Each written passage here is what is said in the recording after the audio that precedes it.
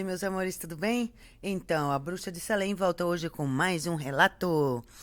O relato que eu vou contar hoje pra vocês é um tanto quanto interessante. Eu não sei se vocês já ouviram falar da lenda do cabeça de cuia que existe no Nordeste. É, cabeça de cuia. Sabe que eu nunca tinha visto falar dessa lenda? Mas achei um tanto quanto interessante esse relato que me contaram do cabeça de cuia. Uma coisa que eu nem imaginei, né? Nem pensava que fosse possível, e é. Existe o cabeça de cuia. Então, meus amores, a história que eu vou contar, quem me contou foi o Luiz Miguel. Ele mora lá no sertão do Ceará, no lugarzinho, como diz ele, onde o diabo perdeu as botas. E assim, quando ele era menino, mais ou menos na sua adolescência, ele costumava sempre pescar com seu pai.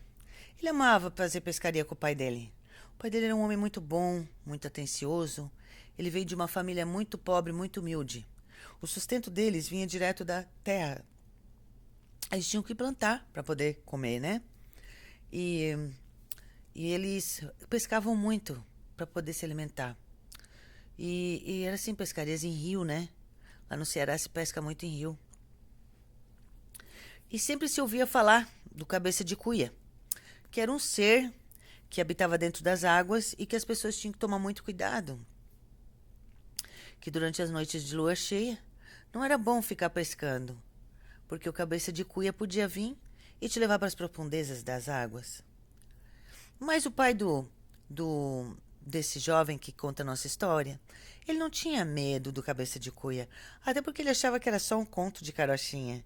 Ele achava que isso não passava de só lenda. Mas é que tá o erro do ser humano, né? A gente acaba achando que é lenda e não é lenda nada. É pura verdade. Nem sei como é esse cabeça de cuia, mas também não quero saber, não. Tô fora. Mas resumindo, na região de lá tem tanto mistério, né? Eu fico imaginando, assim, as lendas do folclore brasileiro, tá tudo na região do norte, né? Todas as coisas apareceram por lá, começaram tudo lá. O norte, assim, até porque é um lugar mais, como se diz, mais deserto. Eu acho que as casas ficam mais longe uma da outra. É onde a gente, acho que teve mais aparições, né? Pode ser. Mas continuando. Teve uma bela noite. Era uma noite de lua cheia. Tava bem iluminada a noite, assim. Então o pai dele chegou pra ele e disse: Filho, vamos pescar com o pai? Ele sempre acompanhava o pai, ele ficava cuidando da rede, né? Então ele disse: Vamos, pai, imagina, já saiu todo alegrinho, catando rede, catando tudo, pra poder tá indo pescar com o pai. E assim eles foram, né? Botaram tudo na mão, levaram umas, sabe assim, aquelas cestinhas de palha, né, pra trazer os peixes. Levaram uma comidinha pra comer cada um e deu, foi isso que eles fizeram. E foram lá. Chegaram no rio. Ah, o pai dele tava bem contente porque o rio tava bem iluminado, tava bem bonito, né? Ótimo pra poder tá pescando. Ah, hoje vai dar uma boa pescaria, meu filho. Vamos pescar. Então o pai agora vai entrar na canoa, que ele tinha uma canoazinha nesse rio já. E tu fica aqui segurando a ponta da rede nessa parte do rio e o pai vai esticar ela até o outro lado do rio. Assim o peixe vem, a gente pega uma boa leva de peixe, bota na canoa e leva embora e acabou-se. E assim ele fez. Entrou na canoa, né? Pegou aqueles bambus bem grandes e começou a atravessar o rio. E foi soltando a rede, prendendo a rede, né? Com os bambus. Eles prendiam rede assim com os bambus, sabe? Colocava os bambus assim no meio do rio.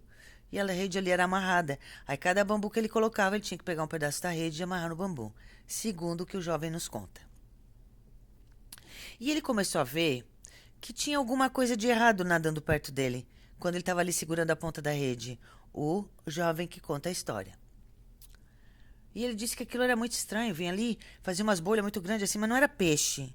Ele disse que não era peixe, era diferente. Aí ele começou a dizer pro pai dele que estava vendo algo, começou a gritar. E o pai dele não escutou. Tudo bem. Aí o pai dele foi colocando a rede, tudo certinho. Foi até o outro lado do rio, prendeu a rede do outro lado do rio e começou a voltar. Tudo bem, eles ficaram ali, esperaram. A noite foi ficando mais tarde, né? A noite foi escurecendo bastante, a lua foi ficando mais forte no céu e os dois esperando ali para despescar a rede para pegar os peixes. Aí era mais ou menos uma meia-noite, assim, por aí. O pai dele pega e diz: filho, agora eu vou lá tirar a rede. Tu fica iluminando pro pai com a lanterna, porque agora tá meio escura, a lua não tá tão iluminada assim pra iluminar toda a minha caminhada pra me tirar as redes. E fica segurando a rede nessa ponta do rio. E aí ele foi. Mas, pai, eu posso te ajudar? Eu posso ir contigo na canoa? Não, eu não quero que tu fique andando no rio comigo à noite. Eu só quero que tu segure a ponta da rede aqui. Tudo bem. O pai dele começou a ir, parava em cada ponto onde estavam os bambus, né? Atravessando o rio e desamarrando a rede para depois ele só vir trazer cheio de peixe. Só que no segundo ponto que o pai dele parou para desamarrar a rede, ele percebeu que tinha alguma coisa indo atrás da canoa do pai dele. E ele percebeu que não era uma coisa normal, porque ele viu a cabeça. E ele disse que ele era um ser parecido com um peixe, assim, com um olho muito esbugalhado, mas com uma cabeça muito grande, sabe? Parecia assim um largato gigante, só que com um cabeção. Ele viu aquilo indo atrás do pai dele. E ele começou a gritar para avisar o pai dele. E o pai dele já estava lá do outro lado do rio. Não estava conseguindo escutar ele. Aí a coisa ficou no meio do rio esperando. Quando o pai dele começou a voltar e puxando a rede para dentro da canoa, que dá mais trabalho, aquela coisa começou a nadar em direção à canoa do pai dele. Então ele bateu no griteiro, ele largou a rede, ele largou tudo e foi mais perto do pai e começou a gritar pro pai cuidado, tinha que tomar cuidado com aquilo que estava vindo. Que ele estava vendo um bicho muito feio. Ele mal terminou de gritar que o pai dele escutou e pediu para ele ficar ali e não se jogar na água para trás dele para ajudar. A coisa começou a atacar o pai dele na canoa. E porque queria virar canoa. Porque dizem que ele come carne humana. O cabeça de cuia. Ele mata as pessoas, leva para a profundeza, né, do rio e come. É isso que ele faz. Então, resumindo, o pai dele começou a brigar com aquele bicho até que o bicho saiu. Se afastou.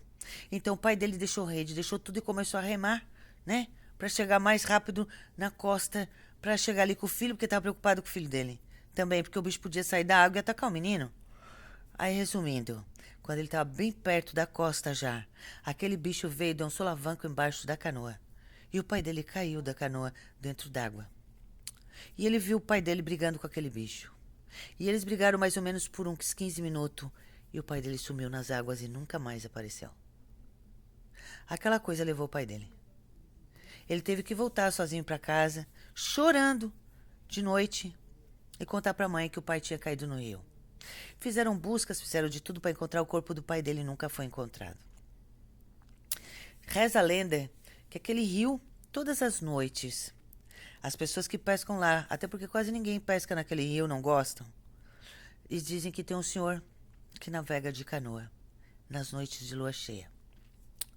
E ele disse que acredita de verdade que esse senhor que navega de canoa nas noites de lua cheia é o pai dele, que está lá protegendo as pessoas para o cabeça de cuia não atacar. Porque o cabeça de cuia nunca mais foi avistado naquele rio. Interessante essa história, né? Tu vê, ele foi levado, como ele amava tanto a pesca, né? Ele hoje está protegendo o rio para as pessoas poderem ir lá e pescar em paz. Só que no fim, ele é uma assombração, aí ninguém quase vai pescar no lugar. Mas eu achei interessante esse relato, por isso que eu dividi com vocês. E também para quem não sabe do cabeça de cuia, né? Que é essa entidade do Nordeste que ataca praticamente todos os rios, inclusive na Amazônia. Que vocês ficam sabendo que ela existe, né? Porque eu nunca tinha visto falar dessa entidade, não. Eu espero que vocês tenham gostado desse relato. E continuem enviando seus relatos, está chegando bastante. Eu estou muito, muito contente, tá bom? Beijo da Bruxa de Salem e até o próximo relato.